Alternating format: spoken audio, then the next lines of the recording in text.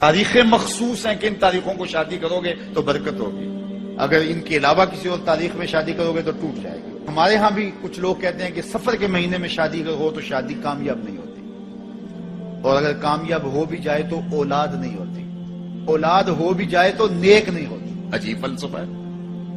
سیدہ فاطمہ الزہرا رضی اللہ تعالی عنہا کی شادی حضرت سیدنا علی المرتضیٰ رضی اللہ تعالی عنہ سے سفر کے مہینے میں ہوئی۔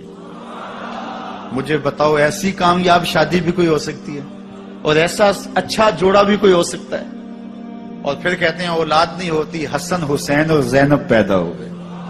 ایسی اولاد بھی ہو سکتی ہے، اچھا اولاد ہو جائے تو نیک نہیں ہوتی۔ مجھے بتاؤ حسین جیسا نیک کون ہوگا، حسن جیسا نمازی کون ہوگا، اور زینب جیسی پردے دار کون ہوگی؟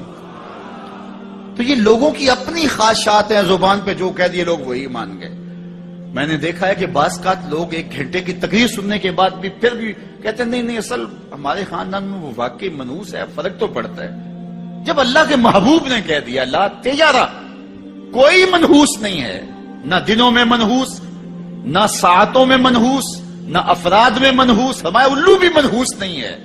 تمہارے اندر کی برائیاں ہیں جو مجسم ہو کے تمہارے سامنے آتی ہیں، اس لیے کوئی منحوس نہیں۔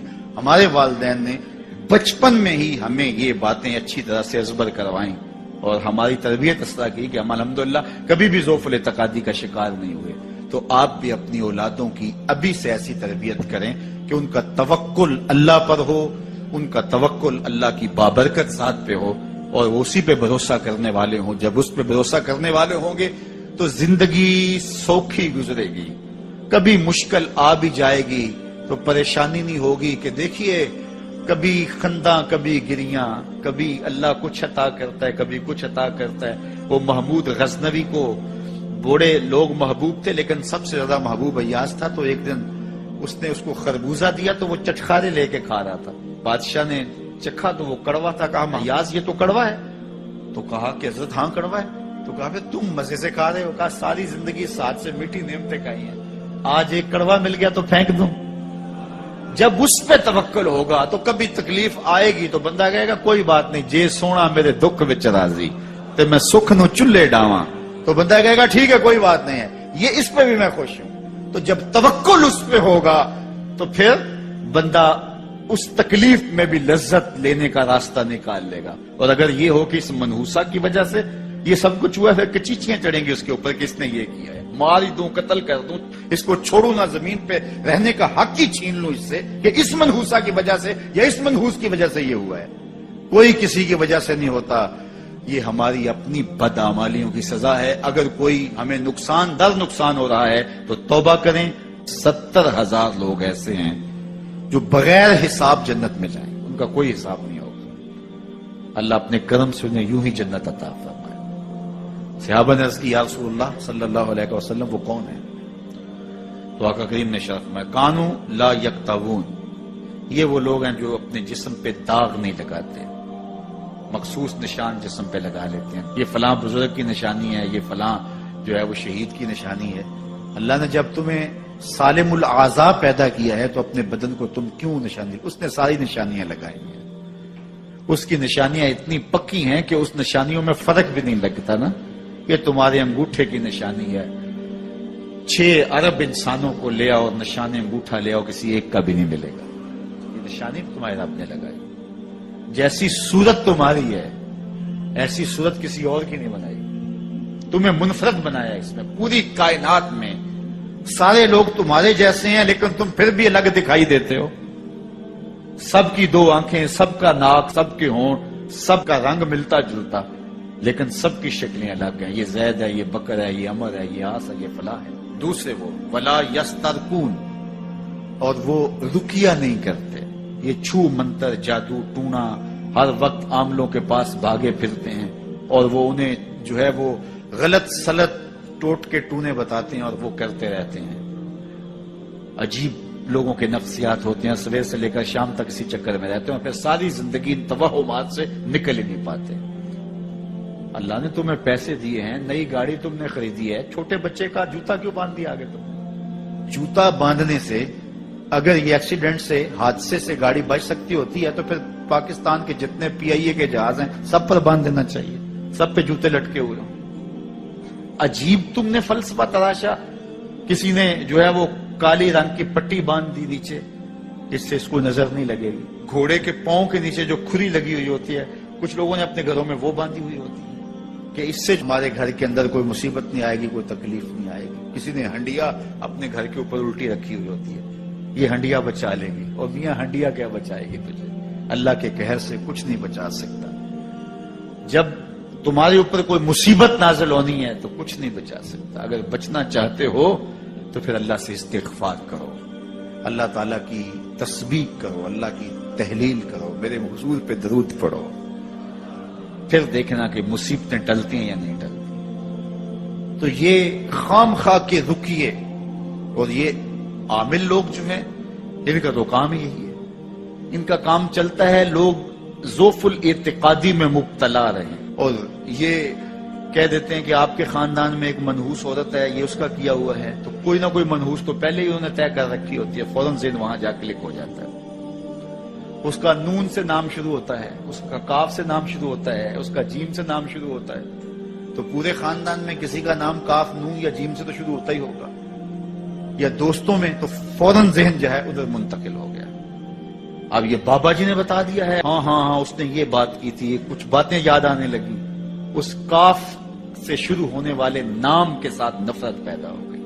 اس بابے نے نفرت کا کاروبار کیا ہے. اس نے تو 100 روپے 200 روپے لے لیے, لیکن 2 انسانوں کے اندر نفرت ڈال دی. اس کا گریبان کل قیامت کے دن پکڑا جائے گا. ان ملنگوں کے پاس, ان ذوف الاعتقادی کو پھیلانے والوں کے پاس کبھی نہ جاؤ. تمہیں مصیبت پڑی ہے, تمہیں لگ رہا ہے کہ شاید میرے اوپر جادو ہے, تو پڑھو نا سورہ بقرہ. جادو جڑ سے اکھڑ جائے گا. 40 دن اپنے گھر میں سورہ بقرہ پڑھو, برکت ہوگی. کہتے ہیں مولوی صاحب 40 دن تو نہیں پڑھی جا سکتی, 2.5 پارے, ہمیں کوئی تعویذ ہی کر دے. ہم شارٹ کٹ چاہتے ہیں نا, روزانہ صبح 2.5 پارے سورہ بقرہ پڑھے, یہ تو ہم سے نہیں پڑھی جائے گی. تو آپ کوئی تعویذ ہی لکھ دیں.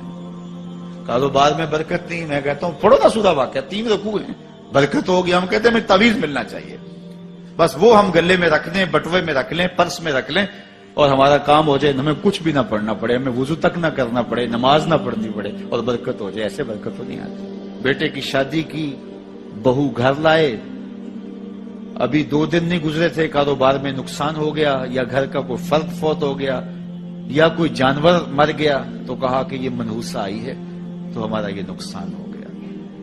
اگر وہ نہ آئی ہوتی تو پھر یہ نقصان نہ ہوتا, پھر تم قیامت تک جینا تھا. یا اس سے قبل تمہارے کبھی نقصان نہیں ہوئے. تمہارے گھر کے اندر بیٹیاں موجود ہیں, یہ بھی کل کسی کی بہو بنیں گے, اور ان کا بھی کوئی نقصان ہو سکتا ہے, اور یہ بھی منحوسہ قرار دی جا سکتی ہے. پھر تانو تشنی کے تیر جو ہے وہ اس کے اوپر لگائے جانے لگے. کتنی زیادتی ہے, کتنا ظلم ہے. کسی کا دل توڑنا, کسی کا دل دکھانا, کسی کو منحوس قرار دے دینا. از خود تمہارے پاس کیا سند ہے؟ تمہیں الہام ہوا ہے؟ کیا حجت ہے, کیا دلیل ہے تمہارے پاس کہ کسی کو تم نے منحوس قرار دے دیا؟ کتنا مکار ہے انسان. اپنی بدعمالیوں کو, اپنی نیت کے کھوٹ کو, اپنی نیت کی کوتاہیوں کو, اپنی سستیوں کو, اپنے عمل کی کمیوں کو دوسرے کے اوپر مڑ دیتا ہے. کاروبار تو نے صحیح نہیں کیا, نقصان ہو گیا. صبح 12 بجے اٹھ کے تو گھر سے جا رہا ہے اور نقصان ہو گیا.